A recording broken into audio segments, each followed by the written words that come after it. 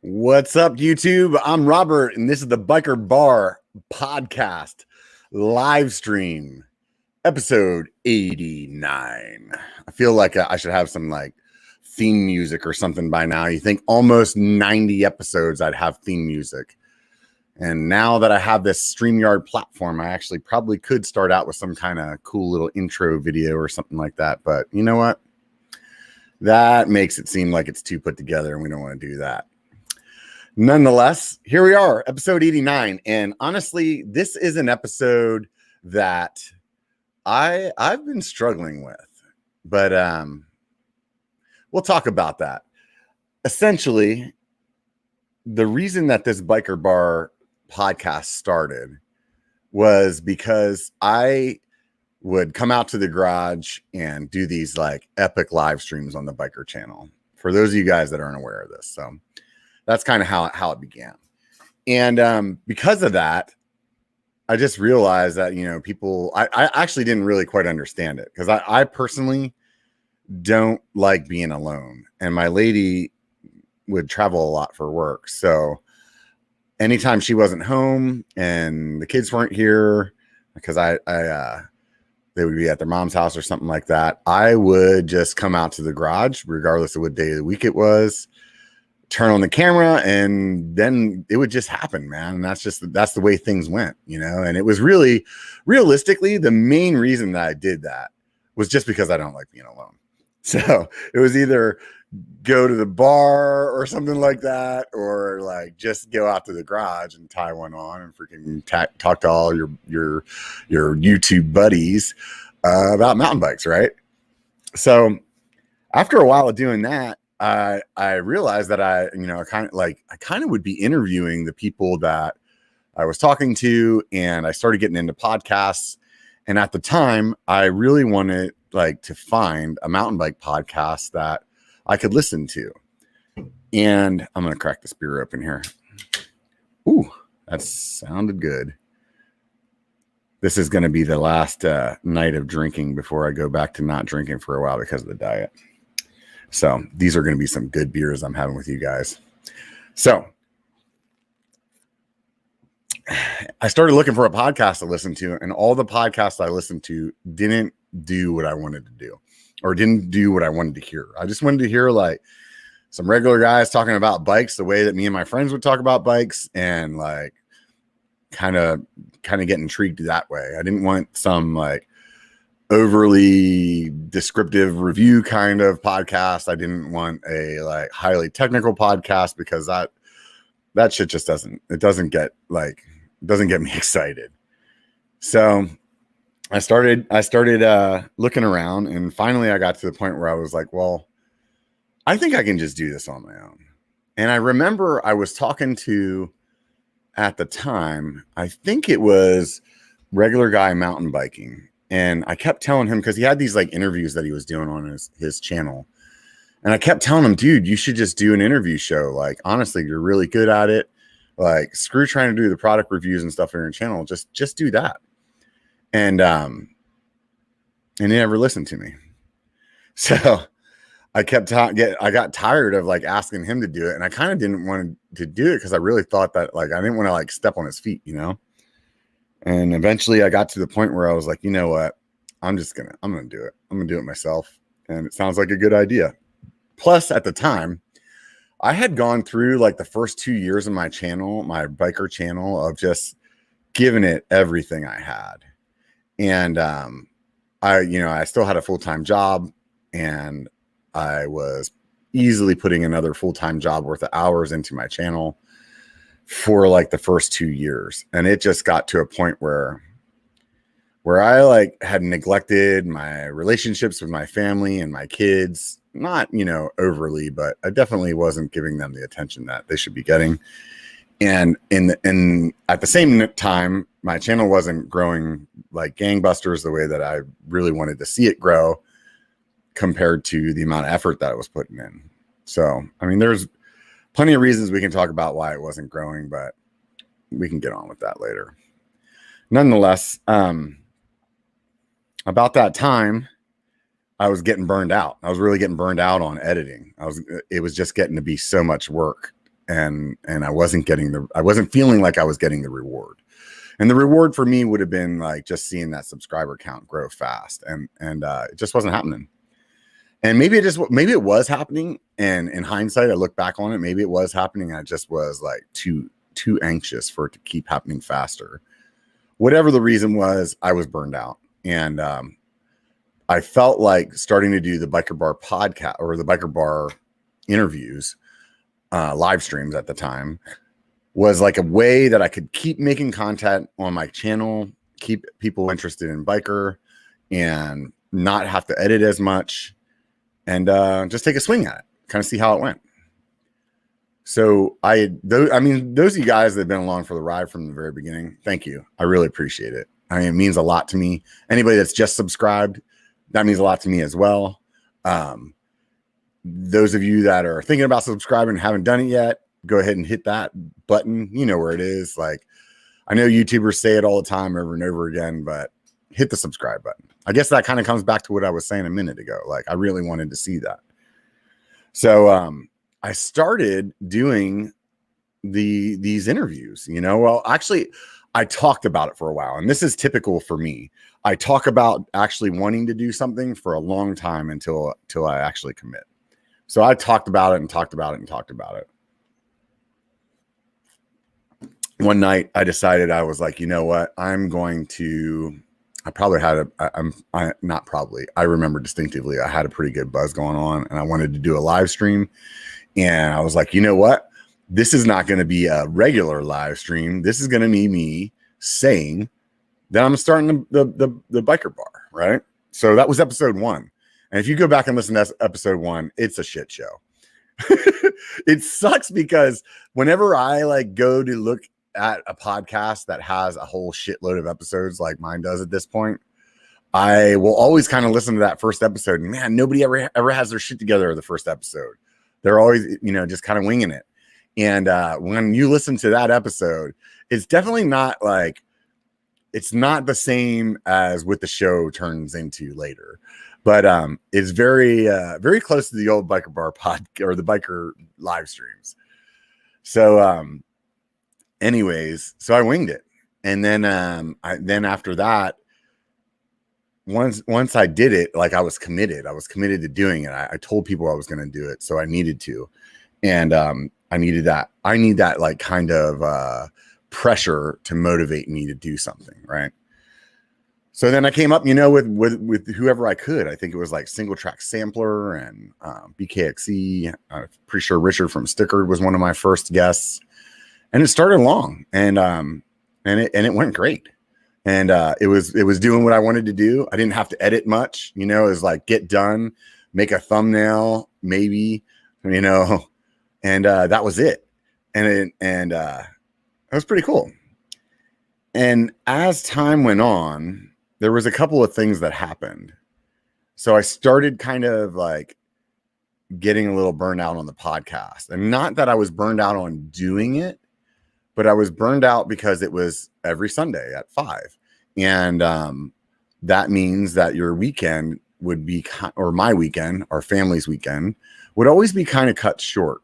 Because it would be like, if you were camping, normally you could like do whatever, not leave the campground or pack your campground up until noon and then hang out at the lake all day or whatever, and then come home at like 6 o'clock or whatever, right? And then at that point, it just started getting to the point where it was like every weekend there was like one day shorter, right? So normally it would be like, you're kind of trying to wrap things up, or even if you went on a ride, you can't go on a ride very far away. These sound like first world problems, but I'm just trying to let you guys know kind of like what played into it. And then I just kind of got to the point where I was like, okay, I'm kind of getting burned out on this. But the other thing, and it wasn't enough to make me stop. And honestly, I don't know what actually made me stop. Maybe it'll come to me while we're talking about it.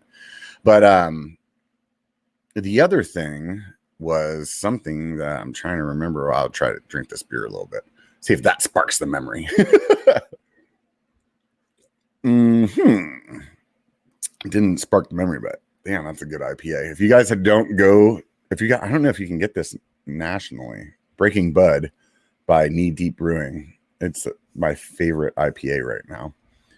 So the other thing that was happening with the Biker Bar, now I remember what it was that people were subscribing, because at the time I was still doing biker content, just not as much as I was before. Like before that, I was probably doing like at least 1 to 2 episodes or 1 to 2 videos a week on biker.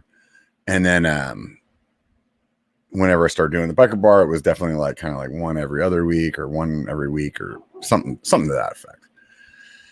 And I started getting all like these different subscribers, but I couldn't tell if the people were subscribing because they really liked biker, like the POV videos and whatever I was doing there, or they really liked the podcast or the interviews. Because at that point it wasn't it wasn't a podcast. It was just a live stream. That's all it was.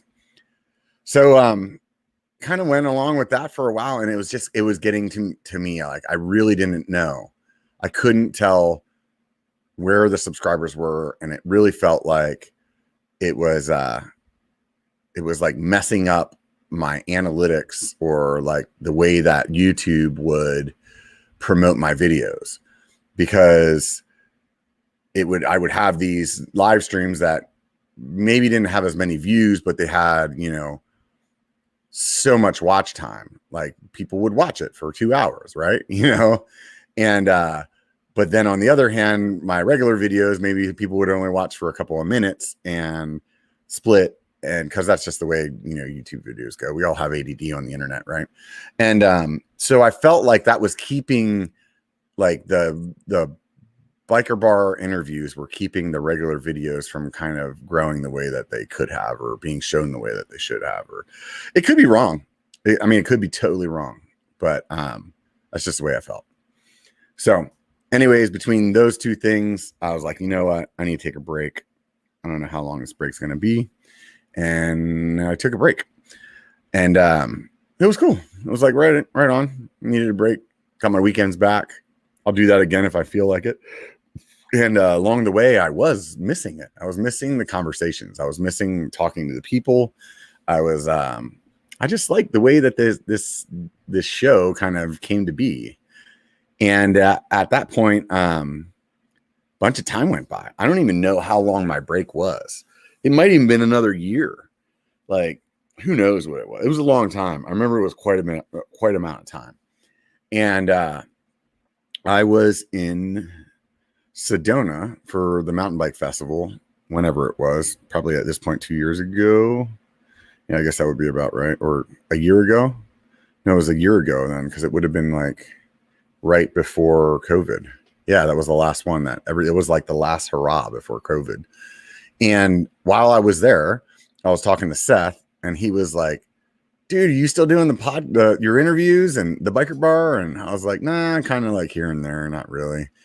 And he was like, man, you should get on that, because you're really good at it. And why don't you give me a call, and I'm going to talk to you about it.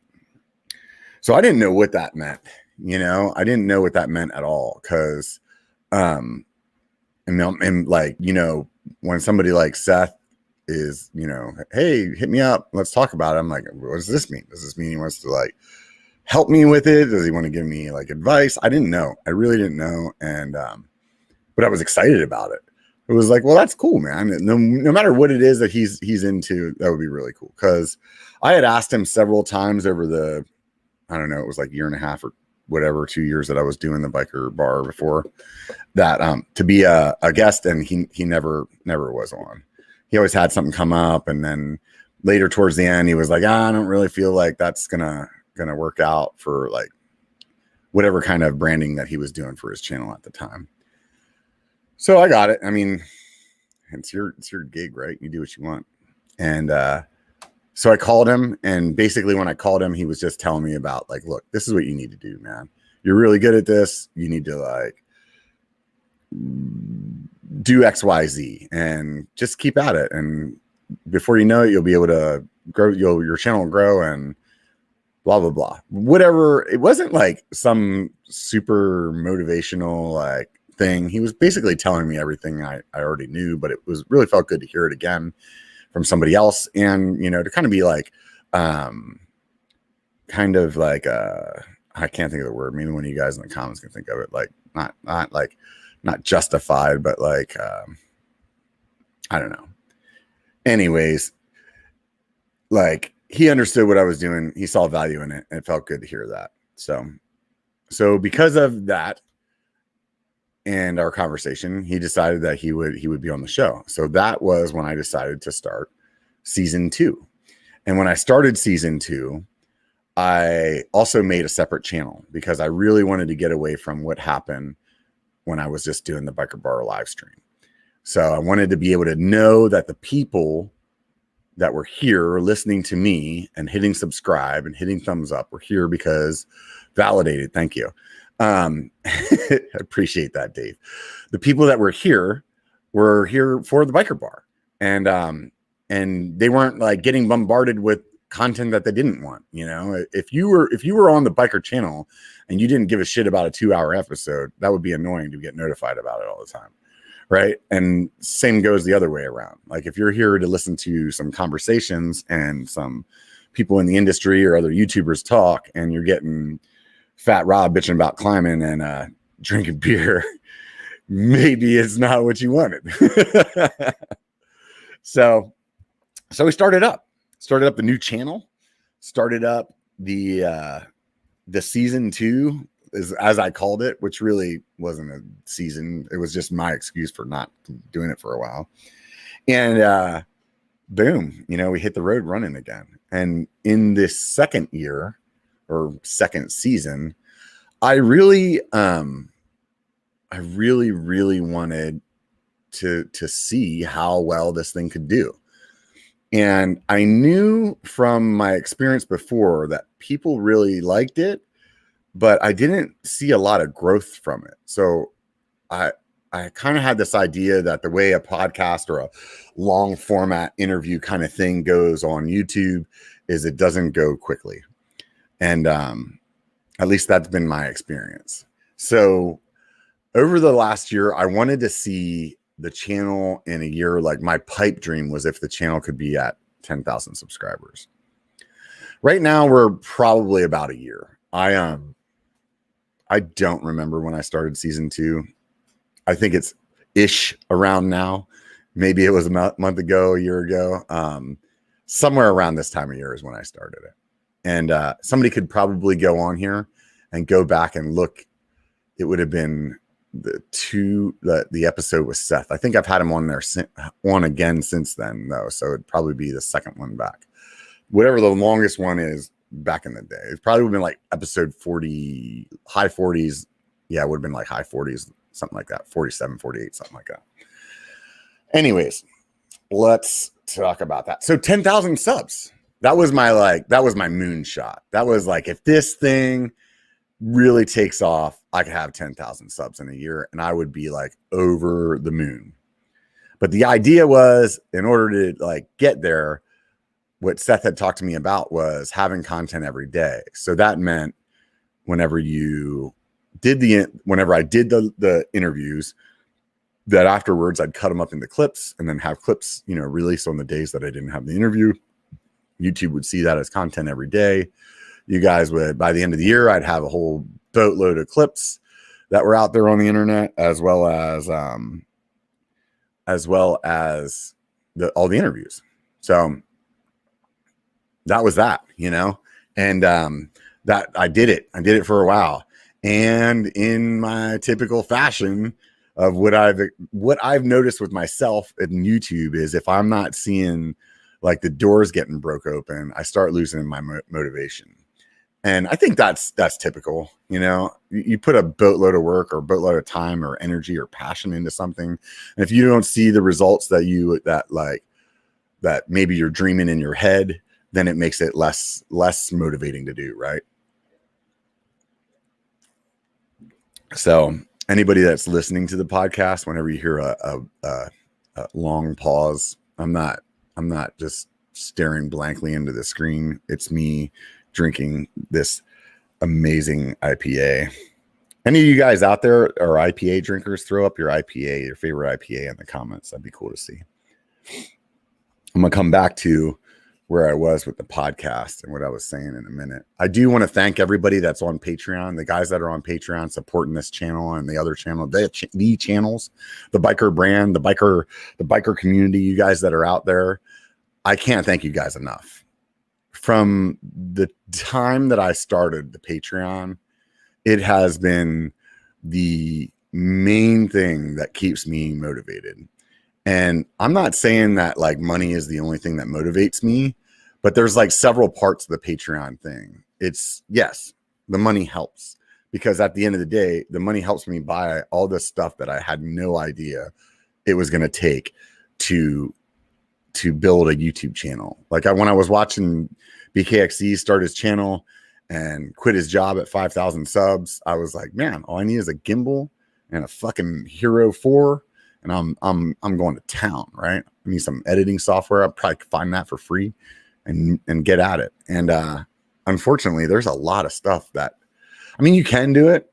You can do it with that. But along the way, you want to make better content. And it just causes you to do things like buy lights and buy a better microphone for the podcast, or buy a better webcam for your computer, or buy the whatever, all this stuff, man. It just stupid mounts, and you're like, oh, I want to try this product, and all the money that you guys put into Patreon pays for all of those things. And on the other thing that it does is it gives me something that I'm responsible for to you guys. Like I'm responsible to you, or responsible. That's not the word. I'm fucked up with my words today, but whatever.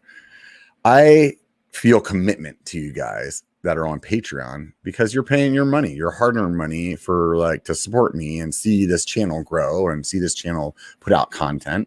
And whether you're deciding to do that for $1, or you're deciding to do that for $25 or $5 or whatever I got one the other day for $5.01. I don't know why he put the extra penny in there, but I'm down. Anyways, every 2 months I get his 2 cents, right? So I appreciate you guys. At the end of the day, I really appreciate you guys. Anybody that has supported this channel with Patreon, thank you. Here, I'm going to raise the glass. Here, we'll do a little, I don't know if you can hear that on the microphone. Do a little cheers to the microphone here. Do have a little beer with everybody out there that's got a beer right now. Raise your glass. Let's have a little drink, a little toast to the Patreon people. All right. That was delicious. We should probably do that more often. All right. So the other people that I really am appreciative of, is that even a word, appreciative? I think that's one of those ones that I made up. It's quite possible. Is anybody that's bought some swag, man? Like this shirt that I'm wearing right now. This is the B1KER shirt. Those of you guys that can't see it because you're listening, it says B1KER on it. Because everybody just massacres the name of this channel, and they don't massacre it.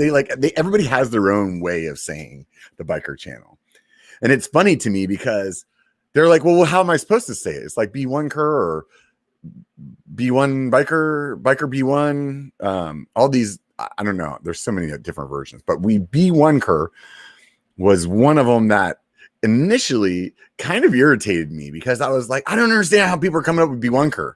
Like, for real, I start every episode, every video that I made on my channel. What's up, YouTube? I'm Robert, and this is the biker channel, B1. Like, I just said the name of the channel, like every time. How did they get this wrong? So people always said B1KER, and people that knew me knew that B1KER bothered me. And apparently the way that I pick my friends are A, you have to be an asshole, and B, you have to be an asshole, and C, you have to like drinking beer being an asshole. And then realize that's how I did it. It sounds so much worse when you say it out loud.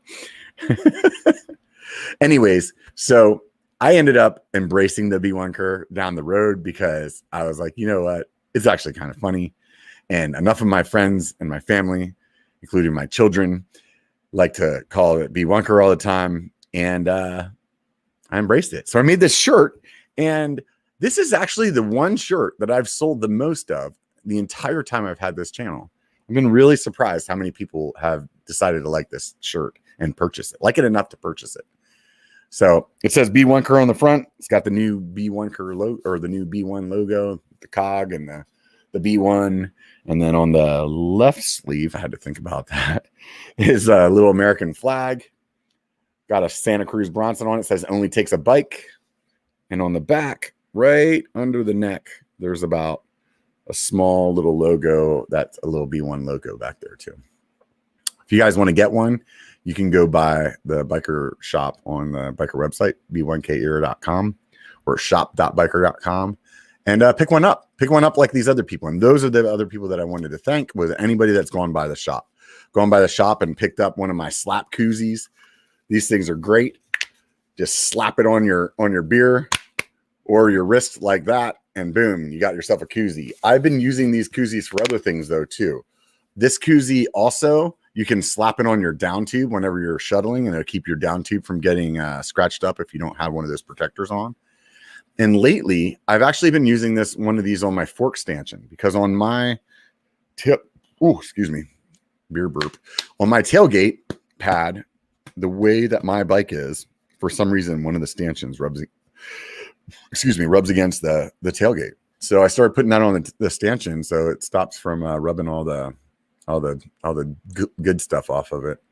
So that was pretty. Those are the things that you can pick up. I think you can pick up one of these cool cups too. These tumblers. It says B1 on it, and then you can use your Patreon stickers to decorate it. But this one is stuck there forever. These things keep 2 beers very cold all the way to the bottom, or I drink water out of it all day long. Anyways, that's the biker shop. Anybody that's been over there and picked up anything over the last, since this channel started, holy shit, the biker brand, let's call it that, the biker channels. The first one started in 2017, and it's been a long time. I really thought that I would be fucking famous by now, throwing $100 bills and buying Lamborghinis, but apparently that's not in the cards yet. But anybody that feels free to start dropping, like, what do they call that? Super chats of insane amounts of money, or slightly more than a penny amounts of money, it would be great. I could collect thousands of cents through the super chats right now, and that would make me totally stoked for the 2nd anniversary of the Biker Bar. Anyways, let's get on with the show here. So anyways, so I didn't start this episode with any kind of agenda at all, because that's how the old biker live streams used to go. Just be come out here, you guys throw up some questions, and I could answer them. I could play off of that, and we could go from there. So if you guys have anything that you've been curious about as far as the channel goes, or the guests that I've had, or whatever, I'm in. And I'm going to cheers right now to We're Within MTB. Kicked off the super chat with $20. I don't respond to the super chats normally during the shows, because I don't want this show to be a like super chat response show. But every time somebody puts up a super chat, it means a ton to me. It really does. You guys support this channel. You guys stand behind this channel. Every time I meet you guys out on the trail, you guys are awesome. And I appreciate that. And thank you so much for everything that you guys do. I really, really mean that. Now we got Charlie coming up too. I'm going to have to make this the super chat live stream. No, we're not going to do that. Anyways, thank you both you guys. Appreciate it. So this is the 2nd year. I didn't hit the 10,000, but there is one thing that I did do in this. There's actually like 2 things that I utterly failed at in my season that I wish I would have done. Like, wish I would have been able to like not have that as a failure right now. So one of them is 10,000 subs. Didn't get that. My bottom line was like, man, if I got 5,000 subs, I'll keep going. But anything less than that, I don't think I'm going to keep doing the biker bar. Those of you guys that are driving and your hands are occupied or whatever, and you're trying to get over the channel to figure out how many subscribers I have, I think it's around 3,000. So I didn't hit the 5 either. That kind of sucks. It is what it is, though, because I did do 2 things. Or I'm sorry, there's still that other thing that I didn't do that I should have done. And that was I was doing the clips. I was keeping at it and doing the episode, like all the little stuff all the time. And next thing you know, life got busy. I don't remember what it was, but it's very easy to, like, once you put off doing those clips 1 week, then you have like the next week where you're like, oh, I got to do the ones from last week and I got to do the ones from this week. And I'm one of those people that whenever you start piling up too much stress, then I just like shut off. I'm like, fuck it, I'm not doing it. And that's kind of what happened. So I stopped doing the clips. And I really, truly believe that if I would have done the clips the whole year, I think I would be at 5,000 now. Because I started doing the clips again, minus last week, which I'm not too happy about. But hey, went to Vegas with the lady. That was fun. Didn't get around to the clips. It just didn't work out. So next week, extra clips. That's what we'll do next week. Extra clips. So I didn't hit the 5,000, didn't hit the 10,000. But what did I do? I didn't do the clips. That sucks too. But what did I do? What I did do was have a great season of interviews, like a really good season of interviews. I really changed the format of the show to be able to like have this new StreamYard platform that I'm talking on that I can have guests on. It looks really put together, and I've been proud of that. And I I think this is the most important thing here too, is I also somehow figured out like a work-life balance with it. And I think the way that I did that was last time I would book out, man. I would book the show out like 2 months in advance, at least 2 months in advance. And so it would be like, I felt like it was good too, because like then when I would talk to companies, I'd be like, hey, my next opening is like 2 months from now. I can pencil you in, you know? But what it also did was it never gave me the opportunity to be able to just like not have a show that weekend if I didn't really feel it, you know? And that's what I did successfully in season 2. In season 2, I have successfully allowed myself, hey, you know what? Next weekend, we got something going on. Fuck it, not doing the show, man. Or I'd have somebody on like Tuesday instead, you know? And that was the other thing. Last time I wouldn't budge on the time. Like it's Sunday at 5 and that's it. But this season, I've been like, sometimes there's somebody who wants to do it on Thursday. I'm like, you know what? Let's do it on Thursday. Because I'm not paying you. I'm not flying you out to my house to talk. So here we are. And that, honestly, that's probably the thing that I'm most proud of, is the fact that I don't really feel like I burned out on the show in the last year, even though I didn't hit the subscriber goal, the big subscriber goal or the little subscriber goal. I'm really happy with like where the show's going and all of you that are here listening. I really appreciate that. And I'm stoked. So sometimes there's not a show. Like next weekend, there's not going to be a show. It's Memorial Day weekend. I should just go out, have a good time, you know, live my life. And that's what I'm going to do. I'm not going to stress about it either. And because of that, that's why this season 2 is going to keep going. I don't need a break right now because I feel like I'm doing it right. And I appreciate that. Like I'm really like, I'm stoked about that. So I think you guys get it. I probably said it like 16 times already. So Randy Burke, he threw up a question here. He says, how hard is it to get people to come on the podcast? That's actually more time consuming than I ever thought it would be, because sometimes, man, you have to play tag with people for like months. Sometimes like Seth. I mean, I was like, I'd reach out to him every couple of months, or he'd be like, talk to me in another month. And then, oh, well, I got this going on, or, and some other people are that way too. Or like, recently there was a major bike brand that I was trying to get on. And in order for them to consider, I needed to like put together some kind of like presentation for them. And then whenever I did that, it was like, that's like a day I burned on building some PowerPoint to make myself look presentable to a company or whatever. And you kind of chase them around. And then sometimes like you'll have a few good conversations with somebody, but you can't lock a date in. And I maybe forget about them for a while, or they forget about me for a while. And then like 6 months later, you're trying to like going through your old email. You're like, oh shit, that's right. I totally forgot about company X. And it comes together. The other thing is like, it was a lot easier for me to get guests when pre-COVID, because it was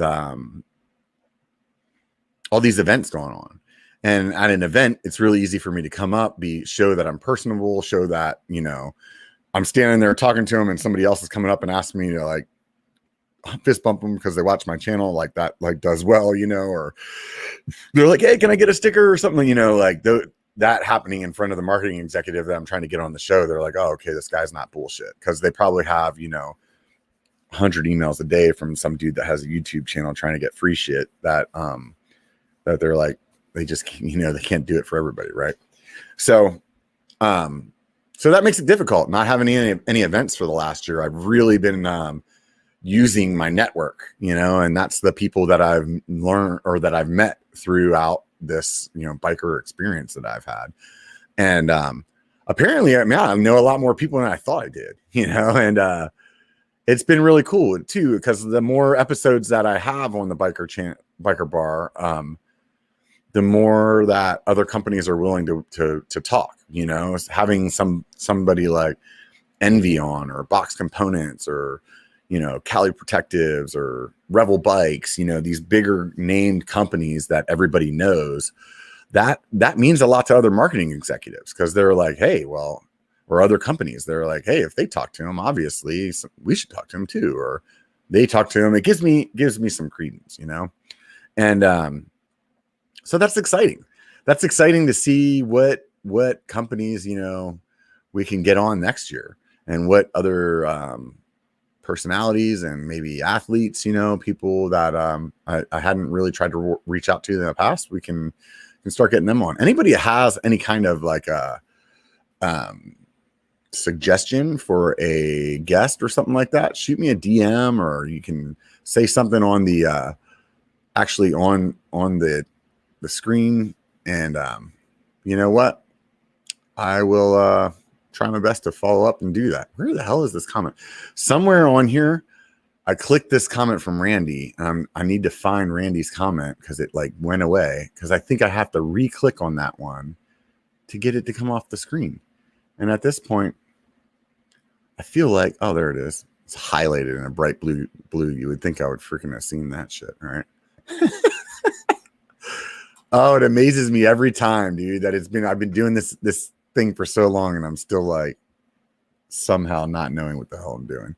So Chris Green, if you guys know the Colorado Kid channel, he's one of the Green Bros that is in the Trailhead Troopers video, which is freaking hilarious. I think there's a new episode coming out here soon. So anyways, Chris Green asks, who was your favorite interview? This is so easy for me. Like, hands down, my totally favorite interview is Charlie Kelly. If you guys don't know who Charlie Kelly is, he's one of the guys that helped start. Basically, he was like one of the very first downhill mountain bike race organizers. And he's also attributed to helping like start mountain biking, and him and his friends, who ended up being people like Richie, or I always say the wrong name. Last time I was saying Chris Ritchie, and the guy that I was talking to corrected me, and I couldn't remember. I was like, why was I saying that? Chris Ritchie, some dude that I was in the army with, not Richie, not the Richie from Richie Bikes. Who's the other guy? Gary Fisher. Gary Fisher was one of his buddies. These guys were like racing these bikes down this trail in Marin called Repack, and they were like old cruiser bikes with coaster brakes. Tom Ritchie, thank you. Yeah, that's what the guy said last week. And I was like, I don't know what you're talking about. It's Chris Ritchie. Nope, Chris Ritchie I was in the army with. So anyways, yeah. And so I like history. I love, older guys with lots of knowledge and good stories. And And he had all of that, and it was all about mountain bikes. And I just felt so honored to be able to talk to somebody that really was like part of the beginning of this sport, you know. And I just felt really honored that he would take the time to talk to me, and I was really like excited to talk to him and ask him questions and just hear his stories and joke around with him. And I don't know what episode could top that for me personally. I really don't know. I can't think of anybody else right now that I could reach out to that would make me feel the way that I did about that interview. If you guys haven't heard it, go back and listen to it. I can tell you, if I remember correctly, like the audio wasn't perfect. It definitely has its flaws. There was this freaking microphone that I bought when I first started, or somewhere along the line, and it just looked cool, but it sounded like shit. And I was always trying to, like, because I'm a cheap ass and I don't have a lot of money to spend on the side, you know. And I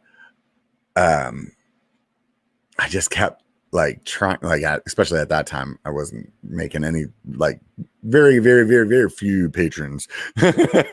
And I just couldn't bring myself to buy another mic. I kept thinking, oh, I can adjust this or put this on it, buy a wind pop filter, whatever. I tried all these things, and finally I got to the point that I realized that no, it's just this microphone. And whenever I stopped using the microphone, that's the one I got, this Rode here that I'm using, that you guys get to hear me on right now. And this is a great mic. So I'm really stoked. And that's one of those things that comes from you guys at Patreon. Appreciate it. So that one was awesome. Somebody's asking me up here, have I had Jeff Kendall Weed on? Yeah, I did. That was actually not too long ago. Hans Ray was a great video, somebody says. And I'm going to tell you a little story about the Hans Ray video. So we being me, guys that are like know the channel, like historically, there's a guy, Steve Y. He was actually the first subscriber that I ever met to go on a subscriber ride with. And when he told me who he was, he's like, I'm Steve Y. And I was like, why? Why the fuck not? You know, and it just kind of was funny. And we actually hit it off really well. And we've been friends since then. And so he was there in Sedona with me. Moonlight Leatherfoot. If you guys haven't seen the video of the legend of Moonlight Leatherfoot on the Biker channel, you should go check it out. A lot of times people think that I embellished that story to make it funny in the video that I made. And if anything, the video that I made was like a tamer version of how it really went down. So, but either way, it's a pretty damn funny video, at least to me. I always like watching it here and there. So go check that one out. And who else was there? I'm trying to think. I'm drawing a blank. Oh, there was this other guy. I can't think of his name right now. I feel like a jerk for not remembering his name. Big dude. Yeah, I think that was it. It was the four of us. Yeah. We were in Sedona, having a good time in Sedona, as you do. Ride bikes, drink beers, ride bikes, drink beers. And the last night that we were there, we were supposed to be leaving in the morning, so I had to drive home. We could have switched off on the driving, but I don't really like. I get anxiety letting other people drive, and I'm just happier like driving my own car than anything. So 12-hour drive from Sedona back to Sacramento, and I was like, you know what, guys? I know if I go out with you guys right now, because everybody's getting ready to go to the bar, I was like, I'm going to get housed with you, and then it's going to be bad. And then it's going to be the worst drive home ever. And I didn't want to do that.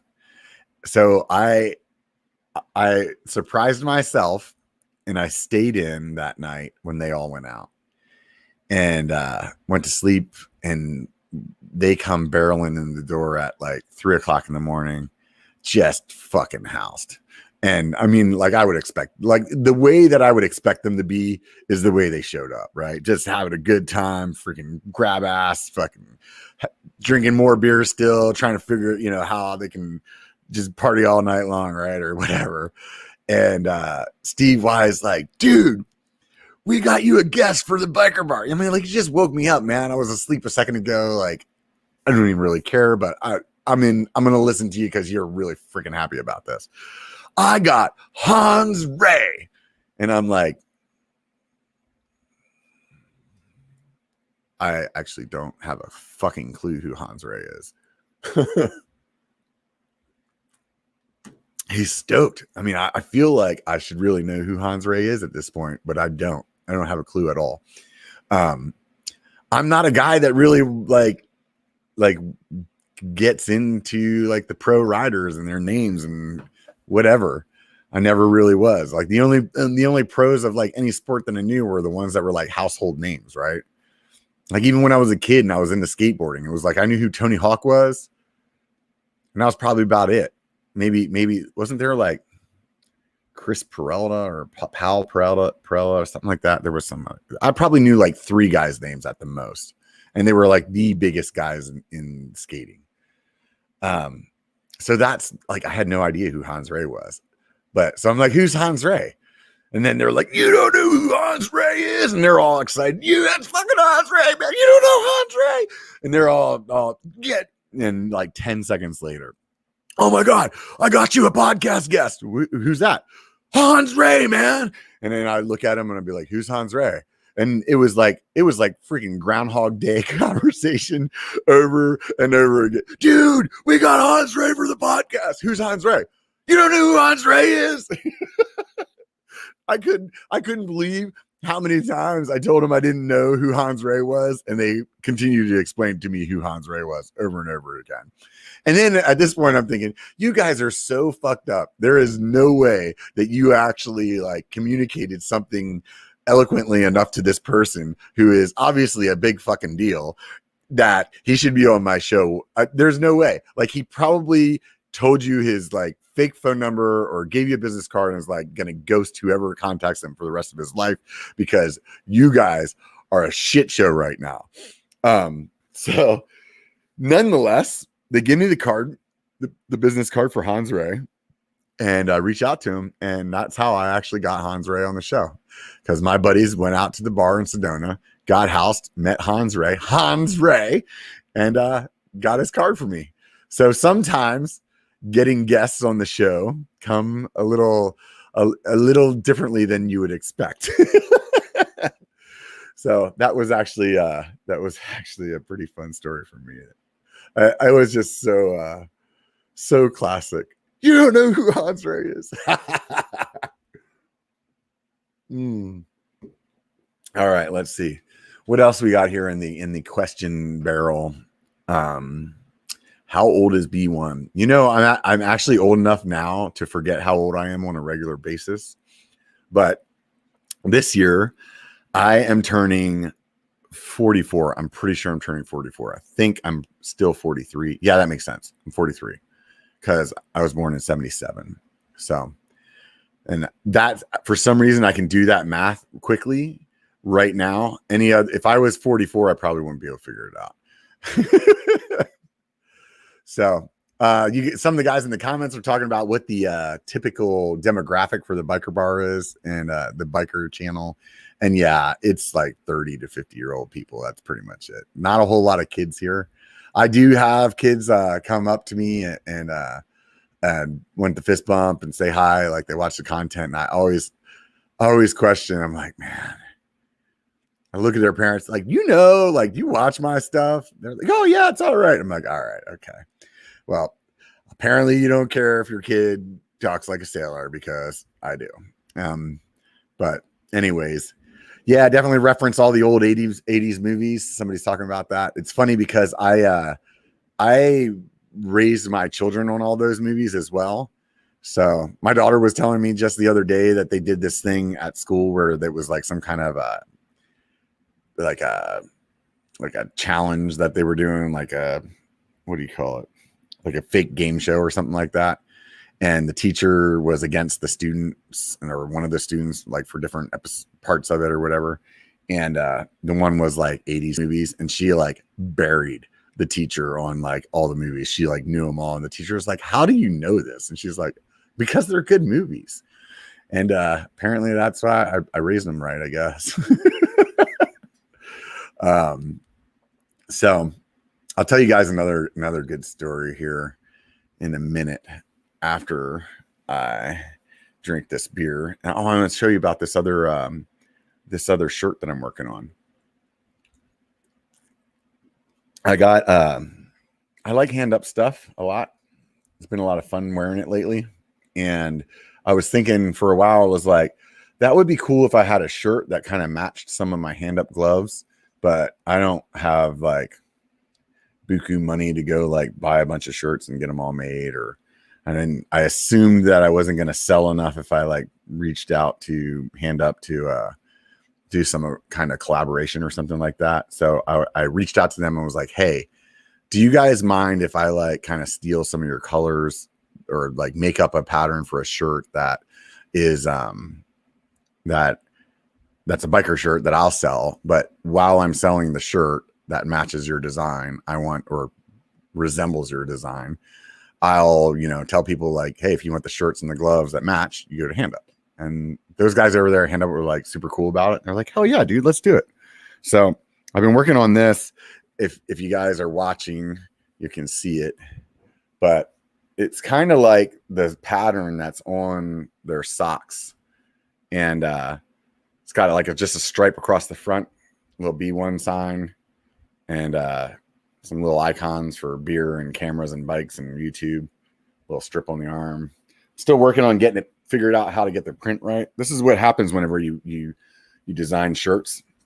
You like order them online, then you wait till they ship and you see, oh, that didn't print right. So now I need to move that up some. You think that they're like online, like builders would show you exactly how stuff comes out, but it doesn't. So instead you have to spend $40 on a shirt a couple of times. And then once you get it right, then you put it up and people can buy it. This one will have like also another little logo down on the bottom and the back. So I'm working that out. Soon you guys will see. So this one here is like an athletic dry fit kind of shirt. And so the other thing that you do while you're making this merch is that you'll order it and then you'll see how the size is. So like this one here, I ordered extra large, which most of the other shirts that I'm wearing right now are extra large. And it's like a medium instead. So now I know to tell people if you're ordering this, size up. And that shirt I think only goes to like 2X. So I wanted to be able to have something that guys that are bigger than 2X could buy. So I made a similar design like this on a regular t-shirt. And then it has like a different stripe on the back going down the center of the spine. And then this way is like a regular cotton shirt, and it could get, I think these shirts went up to like 5X or something like that, something crazy. And that way, all you big guys out there, because I know there's plenty of you that can still get a shirt that matches the gloves and the socks. So I thought that would be really fun, a fun thing to do. So that I have to order I have to work on that design. Probably going to do it this week and get that sent out. And then it takes like a couple weeks to get the freaking shirt in the mail and all that crap. And hopefully the design looks good. And then at that point, man, I'll tell everybody about it. So if you're interested, let me know in the comments. Let me know if that sounds like a good idea to you. Because otherwise, I like wasting my time on making merch because it's really fun for me. I just like creating things, and there's so many shirts that I've made and put on my website that nobody bought except for me. So it is what it is, right? Mark Stahl. Oh, wait, I tried to click on something. He went and somebody else commented. Mark Stahl asks if I could speak English. What did you do in the Army? Those of you guys that don't know, I'm a veteran.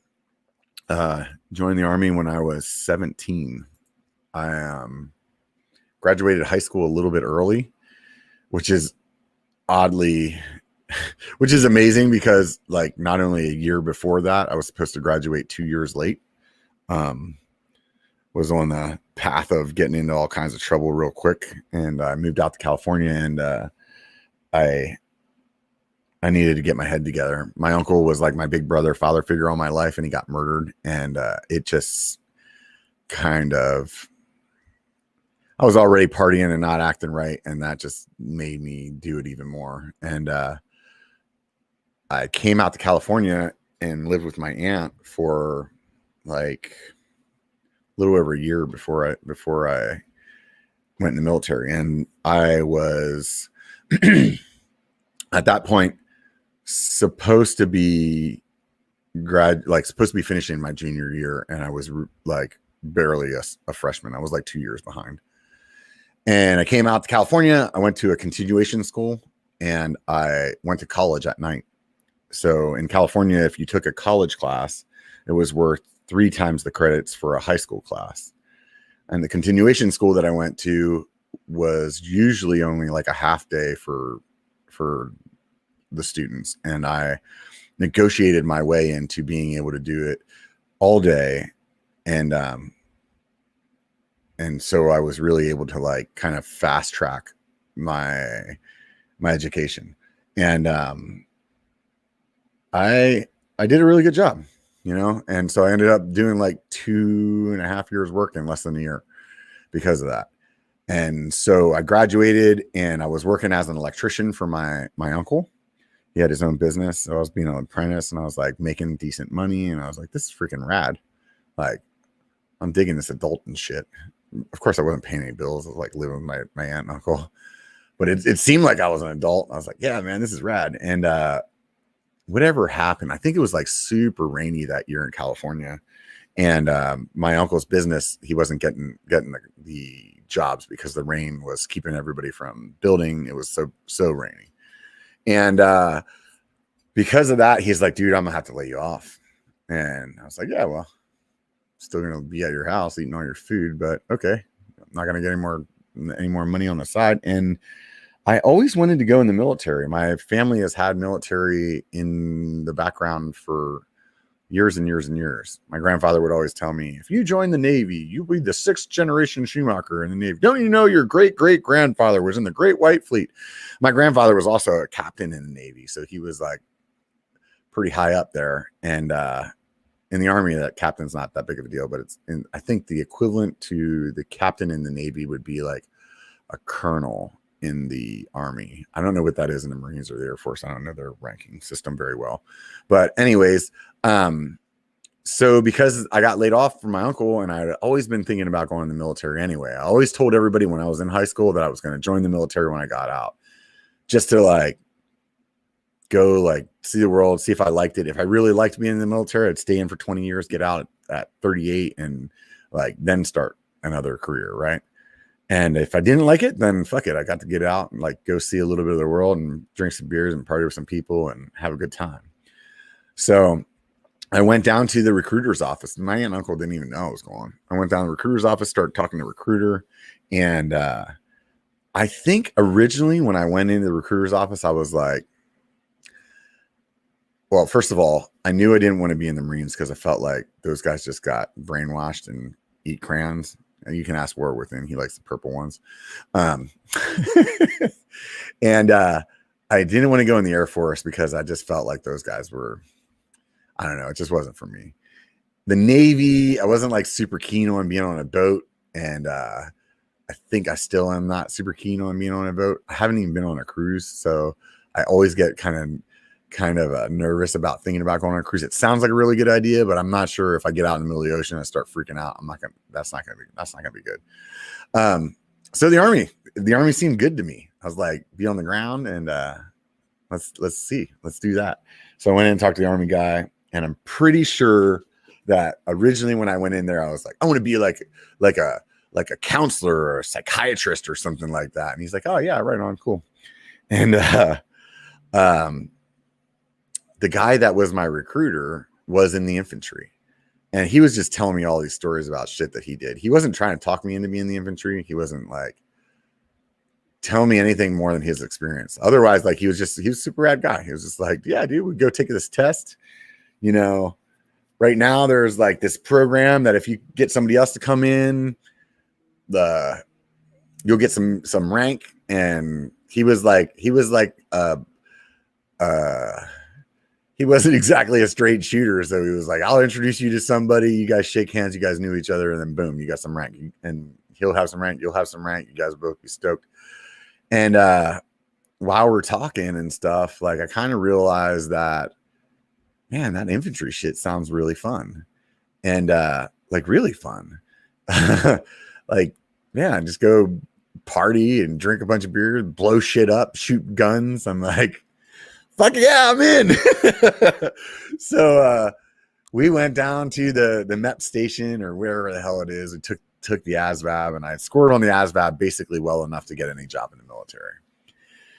And then you have to go through the process of the physical, which is like an all-day experience for those of you guys that haven't been in. It's an all-day experience of doctors trying to find something wrong with you to keep you from going in the military.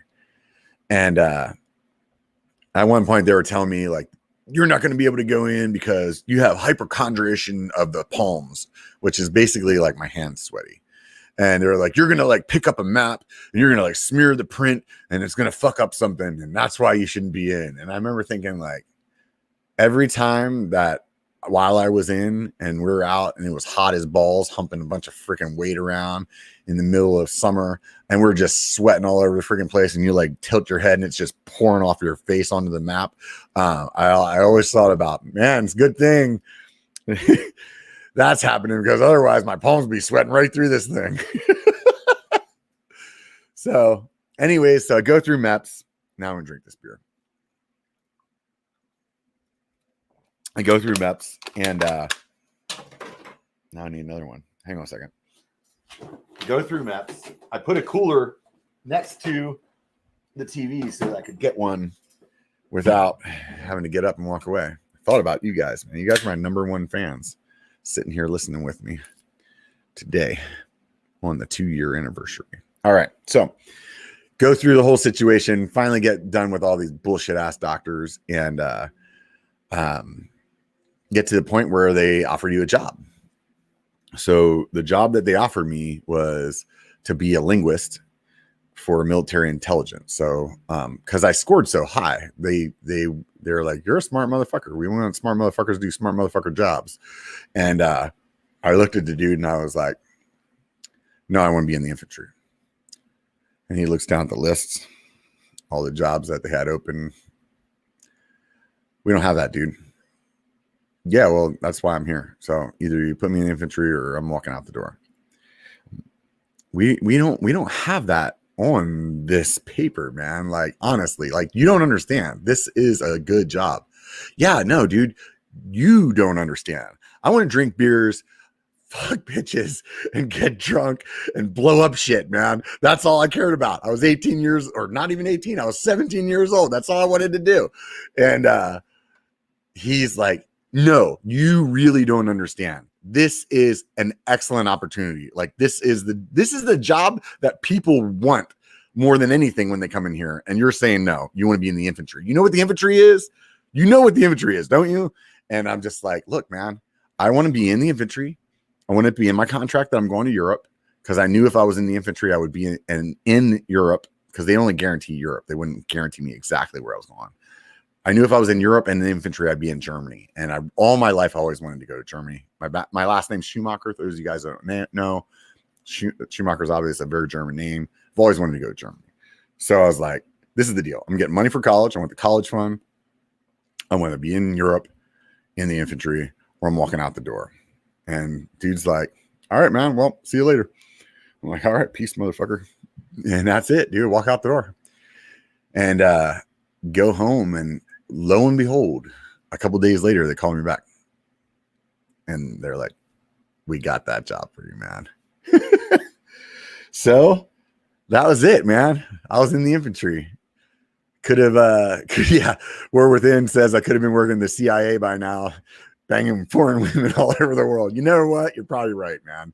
Could have been a lot of things that I did differently in my life, but that one is how I ended up in the infantry. So it was I always say the military was the best and the worst part of my life. The best friends that I've ever had in my entire life, still to this day, these guys are like, we still communicate, we still get together when we can, and definitely like wouldn't even think twice about laying my life on the line for one of them, or they would do the same as well. And so best friends ever, worst management ever. worst fucking management ever.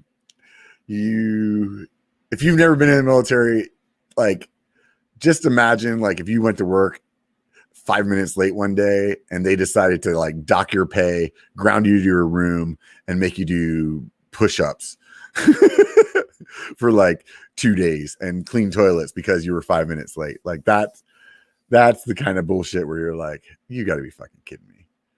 So yeah, it was a good time. It was a really good time. I got in right around the end of the first Gulf War, and all the Bosnia stuff was kicking off. So I was in a NATO unit in Germany, like I wanted to be. Ended up being with a bunch of badass dudes, and we did all the things that I wanted to do. Drank lots of beers, probably have like 95 illegitimate children in Germany. No regrets. Yeah, like Tim Miller said, no regrets for sure.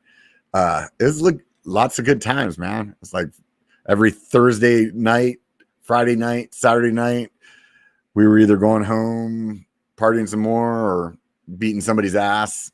It was stupid. Lots of dumb things that I did. I'm glad that I had that experience though when I was that age, because I came back to the States and I was like 21 when I got out, and at that point I'd been like partying at the bar 6 nights a week for like 3 years. I was over going out by the time I came back. Lots of friends would be like, all right, let's go party. And I'd be like, yeah, I'm cool, man. I'm going to go to school and try to get an education and whatever. So it was good. It was a good time. Definitely my daughter was saying yesterday, we were talking, and she was saying about how like some kids, this is how she said it, some kids peak in high school. So like the best times of their life are in high school. And it's because she's getting ready to graduate. She just finished high school. And she was saying, there's a lot of these other kids that are like crying and super upset about leaving high school because it was the best time of their life. That's when they peaked. And she's like, I didn't peak in high school. And she was saying that about herself. And I was like, you know what? I didn't either. I must have peaked in the Army, because when I was in the Army, definitely some of the best times of my life. Definitely like just ridiculous things that we did. And lots of them had to do with too much alcohol, and some of them had to do with just too much suck. And either way, they really shaped me who I am and where my life went along the way. And it was worth it. It was really worth it. And if you're a young guy out there and you're thinking about going in the military, I'll tell you right now, the same thing I told both my children. My son's actually in the Army now. He did take the military intelligence job. I made sure that he didn't go in there thinking he was going to be in the infantry and do a bunch of partying instead. I was like, no, you're taking the MI job. I don't give a shit. But the one thing I would always tell them is like, it's worth the VA loan alone. Just to be able to buy a house with no money down was worth the time that I put in. So there's lots of other advantages that come out of it as well. And a lot of you guys that listen to my channel are veterans too. And I thank you guys all for your service. Really do. It means a lot. When I was because I was in the infantry kind of has this, like, if you're not infantry, you're kind of bullshit kind of, that's kind of how we think. There's a name for it. If you're not in the infantry, we call it a pogue. So that would be like person other than grunt. It's just like a demeaning way to say that you're not a badass, basically, is what we're trying to say. So you call them all pogues.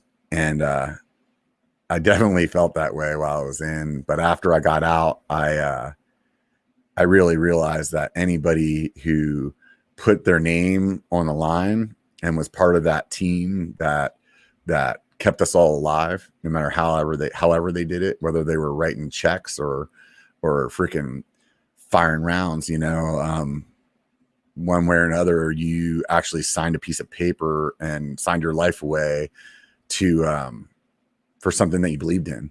And that to me means a lot now. So anybody of you, any of you out there that are veterans, thank you. So we'll do another cheers to you guys, man, because why the hell not? Seems like it's been a while since I've been drinking, so feel like it's a good idea. Those of you guys that are driving probably shouldn't be drinking, so that was a 2-sipper. Respect everybody. Right on. So I'm going to tell you guys, because this is an anniversary story or an anniversary show, I'm going to tell you guys a story that I've only told online one time. I think one time. It was pretty late on a biker live stream. Good and drunk. Tell this story every once in a while. And it's entertaining to some. And I don't know. I think it's pretty fucking funny. It's a good story. So here we are. We're an hour and 10 minutes into the show. We got 63 people on live. Thanks everybody for being on live. If you haven't hit the subscribe button, if you're not a subscriber, hit the freaking button, man. It's really not that hard. If you like what's going on right now, hit the thumbs up. If you have some question that you were dying for me to answer while I'm telling this story, go ahead and throw it up there. Hopefully I'll catch it because I'm going to get involved in this one. And it's going to take a few minutes to tell. So if you need to go to the bathroom, you should probably go to the bathroom now because I'm going to keep drinking this beer because I feel like if I'm going to tell an army story, I got to get a good buzz going on. And this Breaking Bud IPA is definitely doing it. Pretty damn good beer. All right. So I was in my unit. I'll back it up a little bit just for the sake of the people that might have decided to go to the bathroom. I was in my unit was a NATO unit and we were infantry guys, whatever, blah, blah, blah. While we were out on this one little field exercise, they came into the barracks one night that we were staying in, which oddly enough had no heat. So that also means that there was no water heater, but we were forced to take showers. I swear to God, that was the coldest shower I've ever taken in my life. The water was like 33 degrees. It's snowing outside, no heat in the building, and we still had to take showers. Sons of bitches. So we're in there freezing our freaking balls off. And they come in and they're like, hey, who wants to volunteer? We got this assignment coming up. It's going to be like, who wants to be a door gunner in Bosnia? So those of you guys that don't know what door gunner is, like, what's that fucking movie with the Private Powell? What's his name? Oh God, I can't believe Full Metal Jacket. Think Full Metal Jacket, right? The helicopter's like flying through Vietnam, and there's this guy hanging out the side of the helicopter with an M60. Wop, wop, wop, wop, wop, wop, wop, wop, wop, wop. How do you do it? Wop, wop, wop, wop. Do what? Wop, wop, wop. Shoot women and children. Wop, wop, wop. I don't know. Just don't lead them as much. That's a fucking door gunner, man. You know, like, you're like, fuck yeah, dude. That's like, fuck.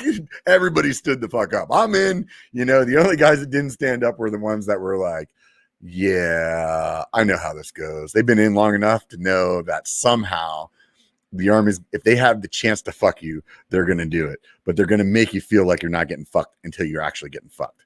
And so those of us that volunteered, man, sure as shit, dude. We wrapped up that little field exercise, got back home, enough time to get drunk a couple of times, and boom, you're off to this other unit that we're going to go to Bosnia with. We're going to be door gunners. And we got to Bosnia, and we were not fucking door gunners. And we did do a lot of stuff on helicopters. We were a QRF team, so anytime that anything happened in the American sector, they'd call us, and we'd jump on the helicopters, and we would fly out and do whatever the hell we had to do, right? And so that was pretty cool. It's pretty rad. So you'd be doing, sometime you would be on the QRF team. So it was a week at a time you were doing a rotation, right? So 1 week you'd be on the QRF team flying around with the helicopters. 1 week you would be on the Humvees doing mounted patrols. And then 1 week you would be doing foot patrols, which really fucking suck because you're just walking, dude, with a whole shitload of weight on your shoulders and nothing's really going on, right? And then the other week you would have you'd be in these guard shacks that were like guarding the airfield. So those of you guys that are into politics or whatever, a while ago, like Hillary Clinton was running for president. She was talking about when she landed in Bosnia and there was fucking gunfire and all this shit going on. She landed in Tuzla, and those guard shacks that we were in were the ones that were on that runway that she landed on. So just give you an idea. I'll tell you what, bombs and guns weren't flying the way that she was explaining it, but yeah, I'll give her at least the benefit of the doubt. You could hear gunshots on a regular basis. So these guard shacks, some of them were like a little like bunker that was dug into the ground with a bunch of sandbags on it. But the ones that were on the runway were like, let's just say an 8x8 square. And it's about between 2 and 3 stories tall. And on one side, like along one of the legs that's going up the square to lift this thing up off the ground, right? It's because it's like a little box up in the air, right? Is a ladder, a wooden ladder. And then you would climb up that ladder and then you could crawl into this bunker, right? And it had sandbags all around it and sandbags on top of it. And you would just sit in this tower for what you would do 12 hours on, 12 hours off. And that's what we do for like that week. So you'd get to know these guys that you were on down there with really fucking well, because you don't spend 12 hours in a box with some other dude for a week straight, 12 hours a day, and not like know every fucking thing about them, right? I was in this unit. We were in Bosnia for a year. So this 4-week rotation went on, consistently that whole time. And somewhere in the winter time, they decided, man, it's getting really fucking cold out there. We're going to let these guys take like those big 5-gallon jugs that you see like people have strapped to the back of their Jeep for fuel or water or whatever. Like they let us take one of those full of whatever it was called. We called it like JP8, I think is what it was called. It was like basically it's like diesel fuel, right? And we were allowed to go out there and they put like a 55-gallon drum down at the bottom of the tower, and you were allowed to make a little fire. And dude, let me tell you right now, you give 18, 19, 20-year-old guys a 5-gallon jug of freaking fuel and you tell them that they're allowed to make a fire, shit's going to go awry. And sure enough, it did. Because we would do this thing where it would be like, oh, let's take out some like broken up pallets or this or that or the other. And it got to be this thing like, how big of a fire can we fucking make, right? And get away with. So somebody that's on the comments that says War Within says it's jet fuel mixed with oil. So nonetheless, so me and the guy that's on guard in this tower are like, today is going to be the day that we make the fire of all fires. And we got a couple of pallets and we poured all this friggin' fuel on it, set that motherfucker on fire, and poof, like the flames, I'm not even lying, were just as tall as our tower for at least a minute or two until everything burned up, right? So like while that happens, while we set this freaking like fire of the century, we're right on the runway, by the way. So this is like where planes are supposed to be landing. It starts pouring, man. It really just starts coming down, and like cats and dogs coming down. And I'm from Pennsylvania. I don't know, you guys know the East Coast or aren't from the East Coast or been to the East Coast, but when it rains over there, like sometimes those raindrops, they come down like softballs, and you got thunder, you got lightning, and it happens all the time. In Pennsylvania, we have lightning and thunder when it's not even raining. They call it like dry lightning or something like that. Like, so I grew up around thunder and lightning all my life. No fucks given about it, right? So this is pouring, it's coming down.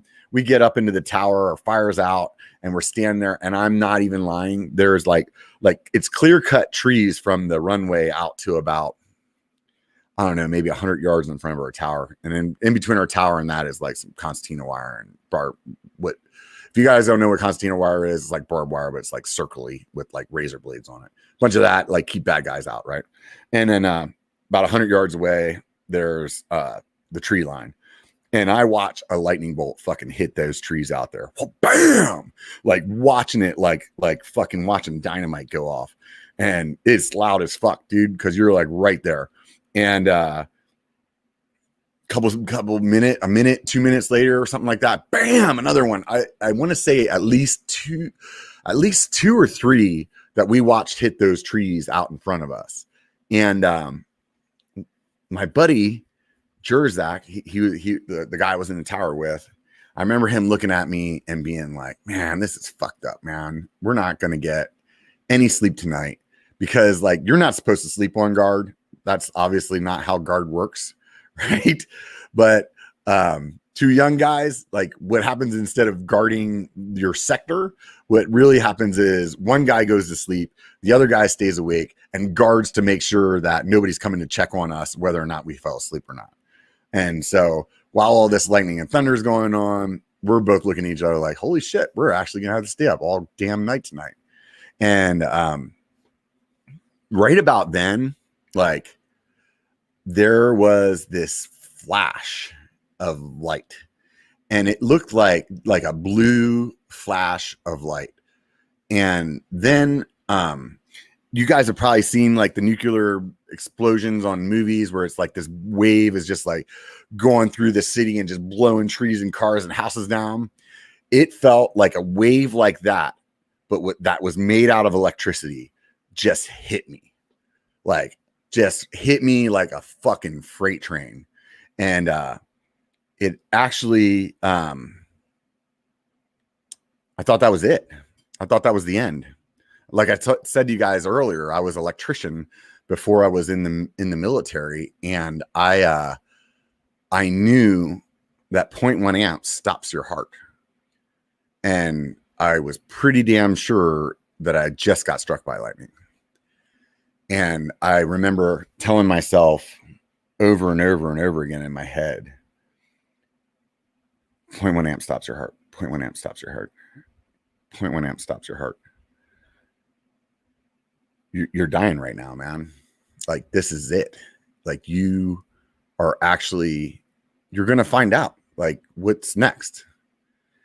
And I remember, like, 0.1 amp stops your heart. 0.1 amp stops your heart. And then I'm thinking these other thoughts, 0.1 amp stops your heart. Well, I guess this is how it goes. We'll see what's next, right? And 0.1 amp stops your heart. And I'm hearing this screaming in the background. It's like somebody's just screaming and having these thoughts. 0.1 amp stops your heart. And that screaming is getting louder and louder and louder and louder. And all right, this is it. And then I realized that the screaming was me. And as soon as I realized it was me, I stopped screaming. And the lightning had kind of like picked me up and threw me towards that ladder hole that you would climb back down to the ground on. And Hayden says, spoiler alert, he lived. And so my head's kind of like dangling off the side of the tower. And I stop screaming. I sit up, and there's these sandbags there right next to that hole that you would get out on. So that way, if like somebody was attacking you, you could be behind the sandbags and shooting out the hole where you would climb down the ladder. So my buddy Jerzak landed on the other side of the sandbag. So I sit up, and he's like crawling on his elbows around the sandbag so that he could like see where I'm at.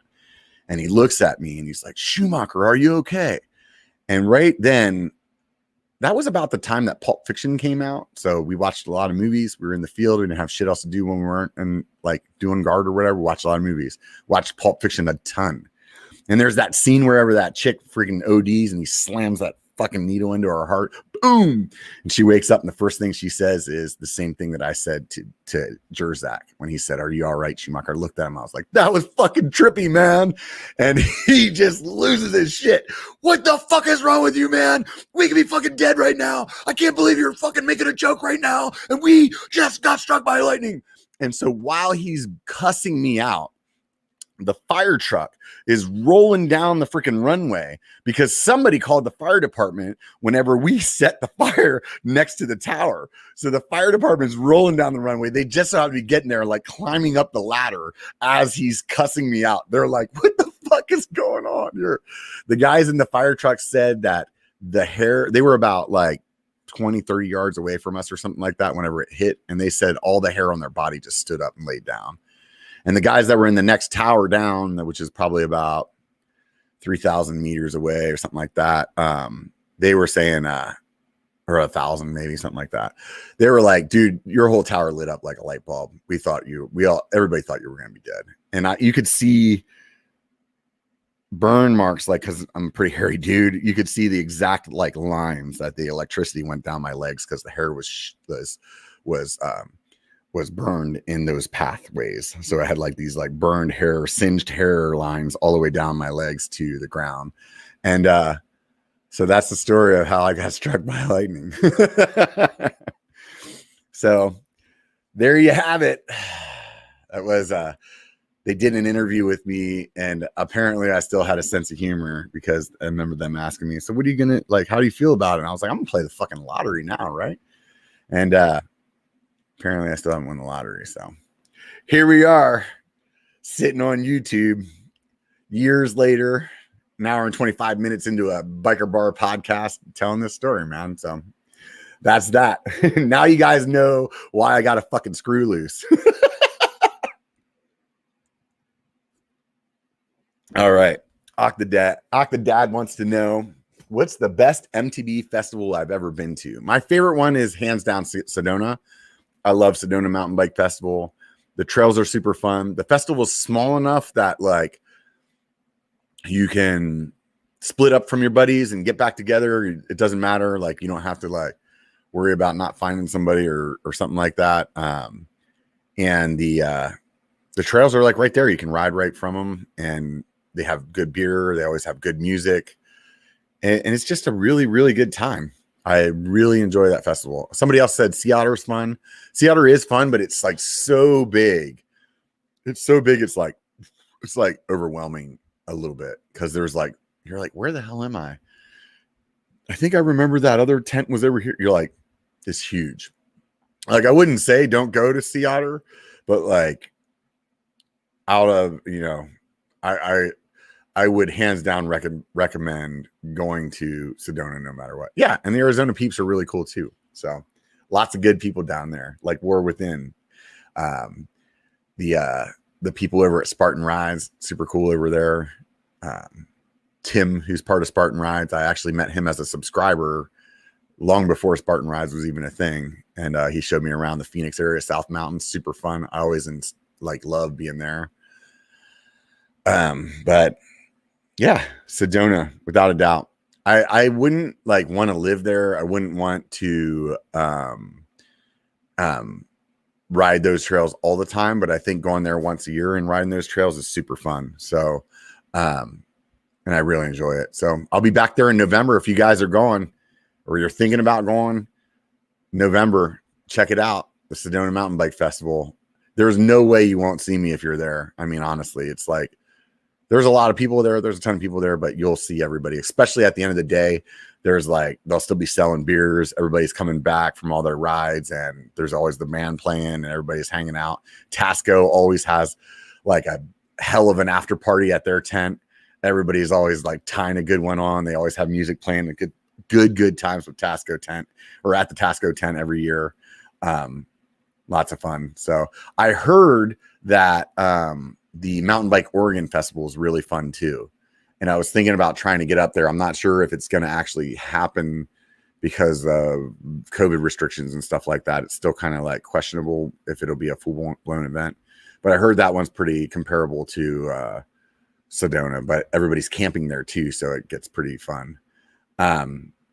Somebody's asking about Dirt Days. That was a local event here in Northern California. For those of you guys that don't know, there's a group that I had on the podcast before called MTB NorCal, and they set up this event called Dirt Days, and basically everything from the event was donated to local trail associations, and they ended up raising like somewhere around $4,000 for local trail groups by doing this event. It was kind of like a little mini Sedona kind of thing. They had band there and everything. It was super cool. Lots of fun. If you didn't go to Dirt Days and you're in Northern California, you should definitely plan on it next year. It was a good time. If you haven't ridden Nevada City, the trails there are super fun. So definitely it would be a good time. Tim Miller's asking if I've been to Whistler. I haven't been to Whistler. That was actually on my my plans last year for where I wanted to like road trip for the summer. And everybody knows how last year turned out. And at this point, I'm not making any plans for international travel until I'm just not even gonna bother. Because realistically, I got enough on my plate that I just like to drive to. So we'll see how that plays out. I'd really like to make my way to Colorado this year. That would be a lot of fun. I'm already planning to head up to Oregon in about a month or so.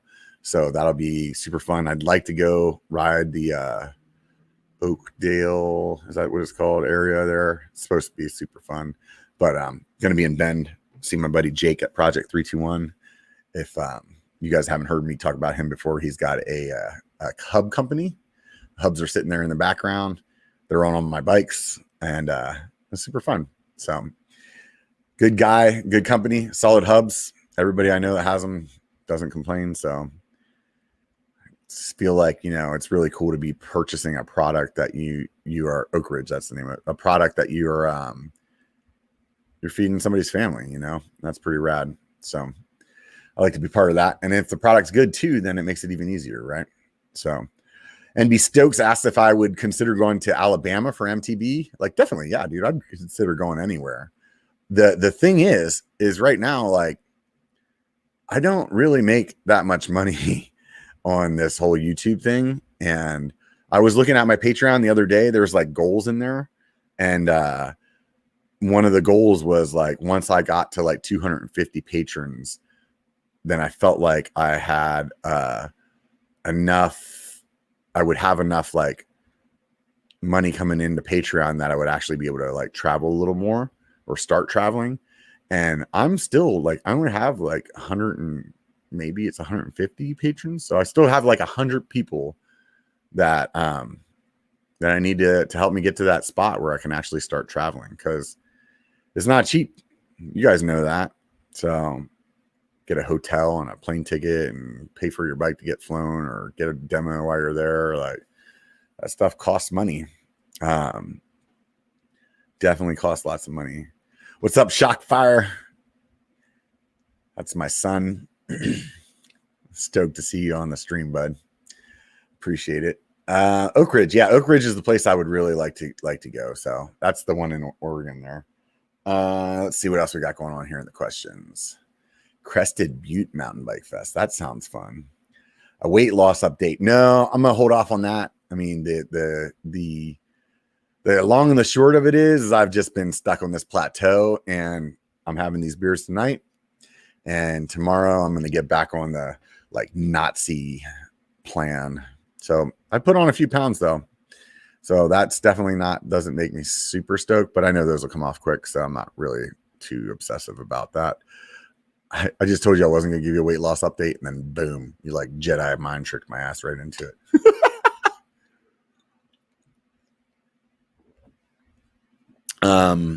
We're Within's asking, how close am I to Yaman? So those of you guys that don't know, I used to do a thing on the biker live streams that if you super chat with hashtag Yaman, that went into a separate fund for me to take a trip to Jamaica. And because I've always wanted to go to Jamaica and ride bikes down there. They have this mountain bike festival down there every year, and I've really, really, really wanted to do that. And so the idea was like, this is something that we can all contribute to get Yaman. Like, once the Yaman hit the money, or hit enough money, then I would go on the trip. And my idea in my back of my head was that whoever was the highest donator along the time, because I was keeping track of it like on an Excel spreadsheet, and whoever was the highest donator, I would buy them some kind of souvenir while I was in Jamaica. I was going to send it to them. So I don't remember, like, I can tell you this right now, the money is not in the account, because something happened. I don't remember. I think the truck broke down. It cost me like $5,000 to fix my truck. And I had just sold my lady's bike. I ended up using the money from her bike and the Yamaha money to get the bike, get the truck fixed. But I do have the spreadsheet, and I will still take that trip, and I will still honor what I was talking about earlier about whoever the highest donator was. And but right now it's kind of on hold. So it is what it is. These things happen with life, you know? So let's see here. What else is going on? There was something I wanted to talk to you guys about earlier. I can't remember what it was. I think I was just going to rant about things that I don't like about mountain biking. Because what am I good at? Good at complaining about shit. So, one of the things that I don't like about mountain biking, it really has to do with like parts. What parts I really don't like. I really can't stand the interface for the seat to the seat post. I don't understand why that thing is so damn complicated. Like it doesn't, like, first of all, it's a pain in the ass to get the seat on and off. Like, I don't understand how, like, especially now you have to take the seat on and off. Like if you want to put more air in your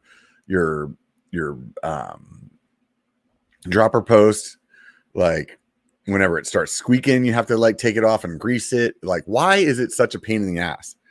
It's like, yeah, you can draw like a little tick mark on there, like kind of scratch the metal so you know exactly what angle it is if the seat post that you have doesn't have tick marks on it. But you still like never get it right. Like I end up having to like ride my first like 2 or 3 rides with an Allen key in my pocket.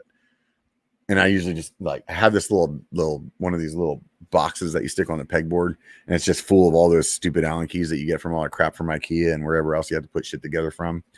And so I'll just grab the one that fits in there, and then that way if I lose it or on the trail or whatever, it doesn't matter. And then I don't have to carry like my tool actually in my pocket, like whatever my multi-tool is, just carry that one. That's it. And just a pain in the ass. Like I feel like you should be able to like have a quick release or something like that of some sort that you can just take it off and put it back on. And the other day I was yesterday I was talking to this guy who has the new SRAM dropper, the wireless one. I don't know if they call that the reverb still or not, but he showed me that the way that thing's set up is that there's like 2 different bolts, and one of the bolts tightens and loosens the seat so that the rails can go forward or back, or you could take the seat off. And the other bolt that has nothing to do with it, like you turn that one and it adjusts the up and the down of the nose, which is just amazing. So it's like, because the way it is now, like if you try to like tilt the seat one direction or the other on the regular seat post, it just like ends up loosening it. And then sometimes like then your seat goes wonky, goes forward, or it slides back a little bit more than what you wanted. Like it's just a pain in the ass. So that's what I hate the most about my mountain bike. The dad's asking what the best and cheapest dropper post is. I don't know what the cheapest one is. The best in my opinion is the P&W. I really like the P&W. I like the company. I like when I've talked to the owner. I've had him on the Biker Bar before. Seems like a real stand-up dude. Every time I've talked to them about any kind of customer service thing, they're always like kicking ass. Other people that I talk to, they've done a great job. They're priced well. They're not super expensive, but they work. All the droppers that I had, for the most part, I've only had to put air in them every couple of months or so. And the one that I've had the longest, I had to take apart once and lube it. And they have a video online that shows how to do it. And it was really super simple. And I'm not a person that's like down to like do suspension maintenance typically, but I watched the video that they had online and it was super simple. And I was like, okay, well, I'll do that. And I took it apart, did what they said, and it solved it, like made it work even better. Then I was like, all right, well, that's that. They also have a real simple system to adjust the travel. So if you don't have a dropper in your bike that can go as low as freaking possible, you're doing it wrong. So like for me, like I have a 200 in my bike. I can't put anything bigger than that in there because it won't fit in the down tube. And if I could get a 210, I would put it in there. But this particular bike, the way that the suspension is on the Bronson, that's about as low as it goes. But let's just say you have a 170 right now, but you still have some room, but you know you couldn't fit a 200. You could get the 200 dropper and adjust it to like maybe 185 because they change it in like 5 millimeter increments. And then you would still get more drop. And to me, I want that seat as low as freaking possible. I want it to get out. Like if I could hit a button and that thing just folded up like Inspector Gadget and went into the bike, was just gone, I'd be all about it. So, anyways, so that's my favorite dropper, PNW. If SRAM was making a 200 millimeter axis dropper, I would buy it. Just because I love the idea. I love once I saw that way that you could adjust the seat, that like made me extremely happy because that's one of those things I freaking hate. Like I just said a minute ago. And then the other end of it is just like it's so easy to take out. So like if you're like you could take it out and switch it to another bike, or if you want to take it out and I don't know if those things, do you have to put air in that thing? I don't know. Maybe if you do, then it'd be easy for that. But like if your seat post will start squeaking, that shit happens. So you could take it out, put some carbon grease in there or some regular grease on there and put it back in and not like be worried about the cable or the cable stretching, or it makes your cockpit look like so much cleaner because it's only like 2 cables up front. I just think it looks sick. I would do it if they had a 200. They don't have a 200 though. The next thing that I think that I would like to talk about is the next piece of like equipment on the bike that I really feel like I don't understand why it's still there. And to me, that is the derailleur, the rear derailleur. I really don't understand why we're still creating, like, I am surprised that we're still making bikes with the derailleur. I really don't understand why the gearbox and or something else that's like that, a geared hub, a geared something we don't even know what the hell it is. Like, I don't understand why that's not a thing. It doesn't make any sense to me. We're like riding bikes through this like chunky rock, and we have this device that's integral to how the bike propels itself forward, hanging off down by the ground. Like that doesn't make any sense to me at all. I feel like there's like, why is that? That just doesn't compute. Does not compute. Needs more beer. All right. Hang on a second. Anybody got any questions? Throw them up in there. What's up, Paul Punter? I saw him just join.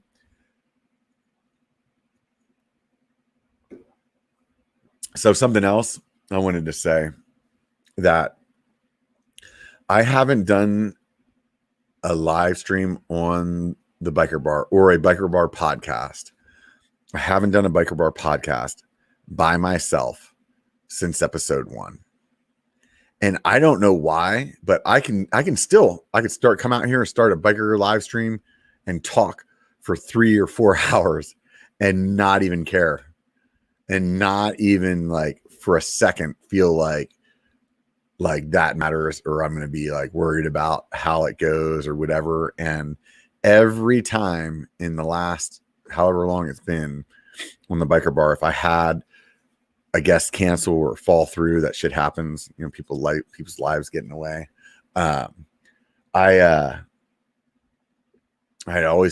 I think about doing a BYKER Bar episode by myself, I would just shy away, and I would just be like, that's too much. I don't know if I can do that. I'd get nervous about it. Then I'd think about what I could do and what I could talk about. And I'd be like, tell myself like, dude, you do all those biker podcasts, like live streams. Why are you even freaking tripping? Like, and when it would come down to it, I'd just make up some kind of excuse and I wouldn't do it. And so that was something that's something that makes today's stream special for me, is that I decided to come out here and just sit down and prove to myself, like, get over it, dude. You can do it. You know, you can do it. Like, you got the gift of gab. It's been an hour and 45 minutes. I've been sitting out here talking the whole time. And hopefully you guys have been entertained. If you haven't, hit the thumbs down button 2 times. But if you have, hit the thumbs up at least once. That would make me happy. It would be cool to see this channel at least double by next year. And the only way that I'm going to get that to happen is by you guys hitting the subscribe button. Like, the community of people out there, you have to like tell your friend about this podcast. You have to go, if you listen to it on the podcast, go out there and write a review or like give it a star rating or whatever it is that your podcast app does. Like, that's the only way this thing's going to keep going. And, you know, maybe by the time next year comes around, I mean, hopefully this thing's doing like well. I'm going to really try my hardest over this next year to stick to doing those clips and try to come up with some things that maybe make the show a little bit more unique.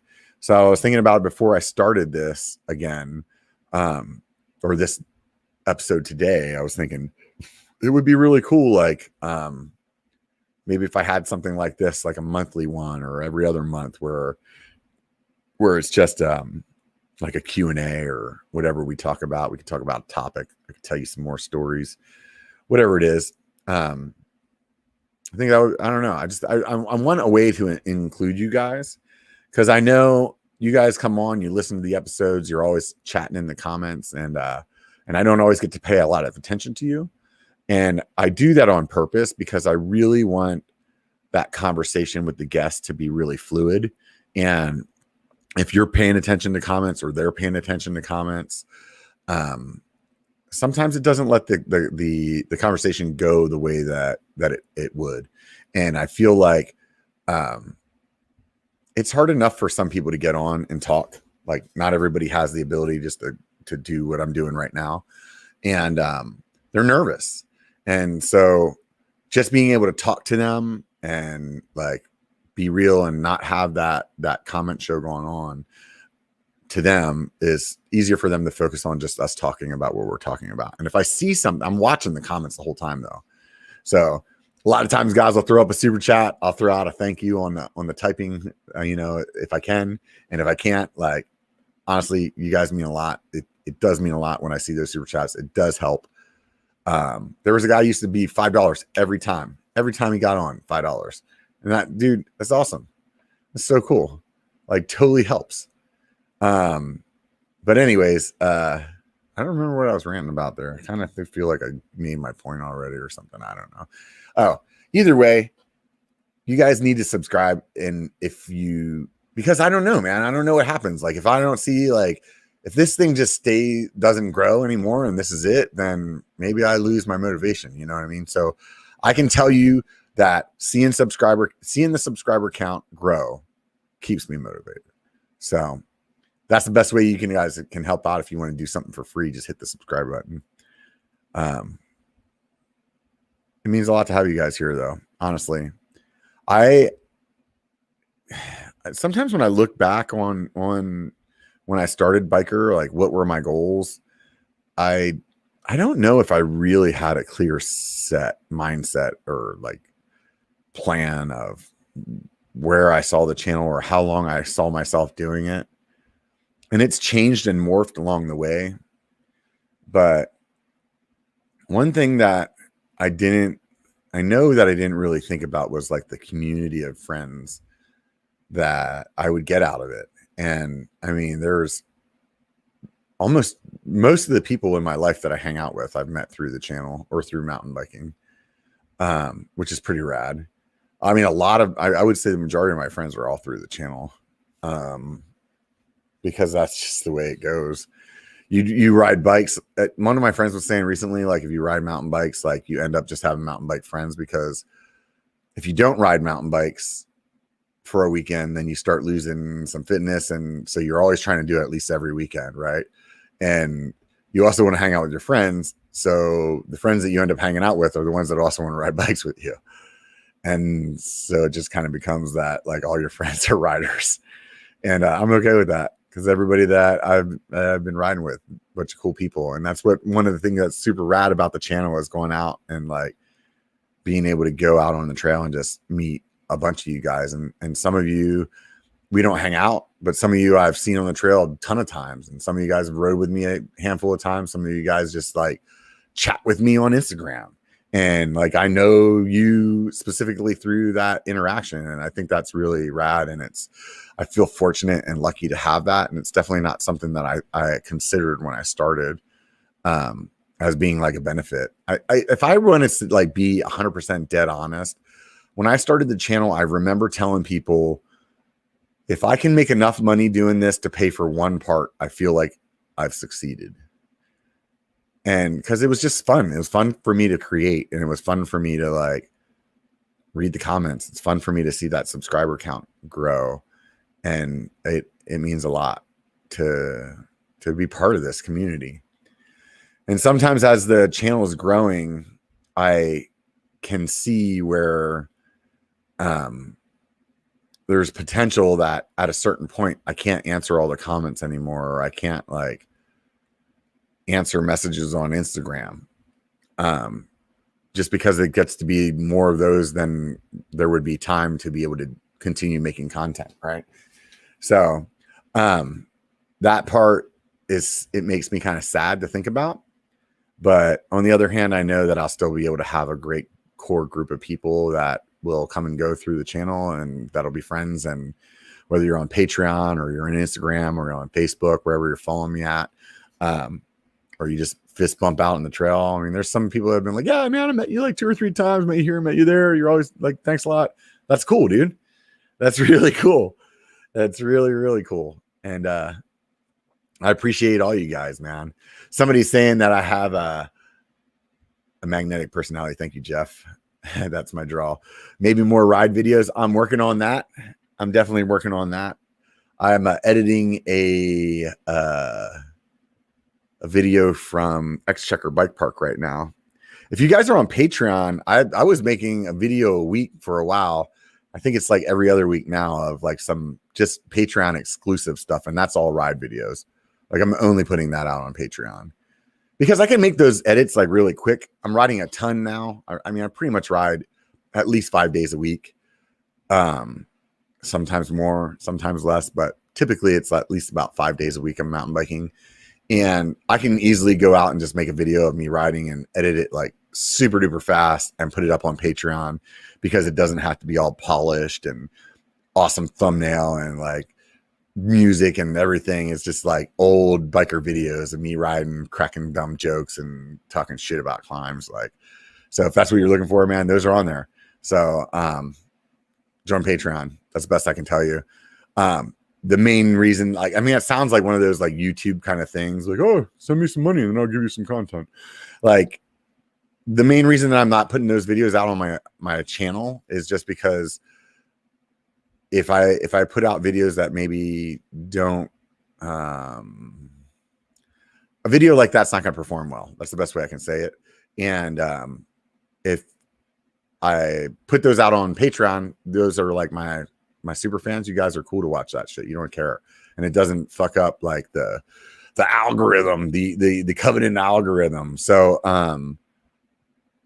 I like to make the ones that go out on YouTube be like super polished and have music and good voiceovers and, you know, spend time making the audio sound right or the tweaking the colors on the video and things of that nature. So with the quick and dirty stuff, go to Patreon. Otherwise, here you go. Man, it's almost 2 hours. I'm super excited. I'm super excited that I did this, and I feel like this is a good episode. I mean, you guys let me know in the comments. What do you think about this episode so far? Is this something that I should do on a regular?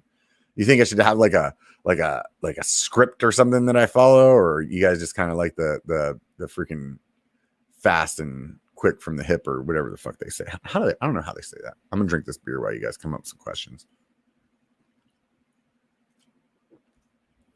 I was listening to Sandra Looney, her podcast the other day, and she was just really talking about how much she's grown from doing her podcast, and she was talking about how much she like cared about, you know, her subscribers and everything that she's learned. Shoot from the hip, thanks.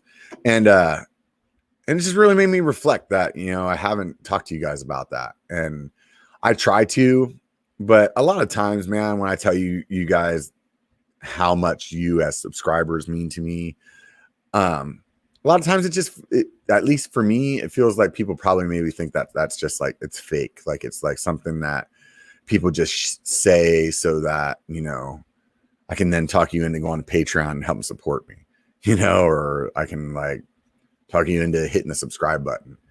But realistically, man, this channel is like, means a lot to me.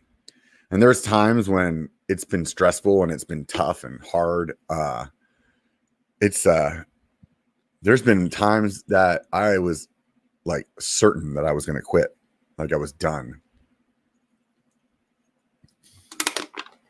And it's the people that are here on the channel that comment and, you know, hit the thumbs up button and all that.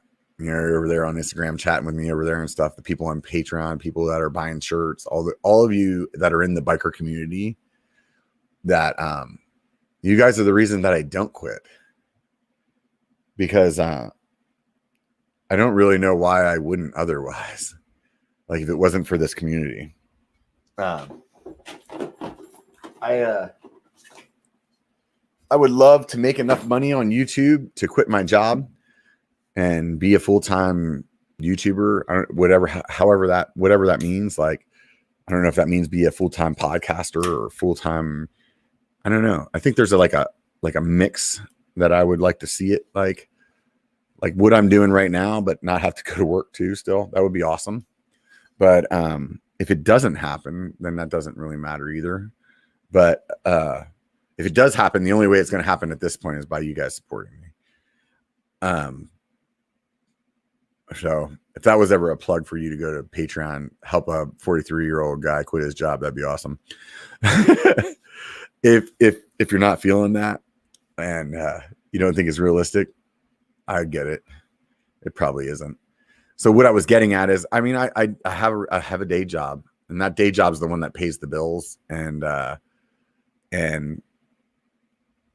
don't have to do this content. I don't have to come out here every Sunday and talk for 2 hours. Like I don't have to stay up late editing or making thumbnails or stopping in the middle of my ride to take pictures. So I make sure I have enough like new content to put on Instagram. Like I don't have to do any of that. And I choose to do that because of you guys. Like that's really it. Like I really choose to do all of these things because of this community.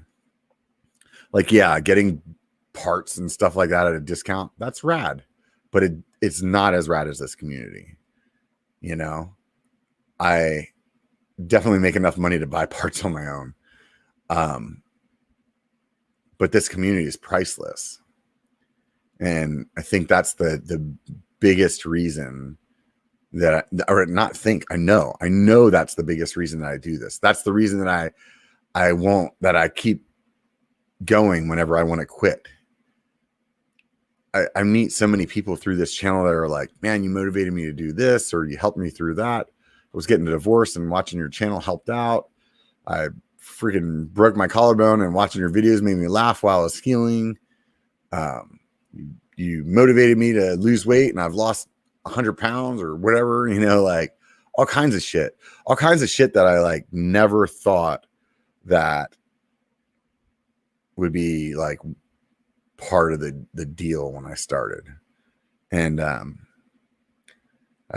for this anniversary, I want you guys to know like how much you all mean. And after this show's over, then it's like back to dick jokes and and a whole lot of fuck yous and shit like that, right? Bunch of talking shit and riding bikes and whatever, but right now I'm just trying to come clean with you guys, because when I was listening to Sandra's show, it really made me like put all of it into perspective about what this channel means to me and what it's done for me, like my own personal growth, and like how much this like defines me, like it's really it's been quite the ride. It really has been quite the ride, and I'm glad you guys are all along for it. So no nothing else to say there, man. I mean, really, honestly, that's it. And here we are right now, about to hit the 2-hour mark, and I was all worried, man. Can I carry a 2-hour show by myself and just freaking make it happen? And I really feel like I did, and I'm super proud of that. And I want you guys to know one thing before I take off, and this thing really means, I really mean it, because I mean, this is the core of this channel and the biker channel, the biker bar, all of it. It's the truth. And it's the dead honest truth. It only takes a bike to be a biker. So get out and be one, bitches.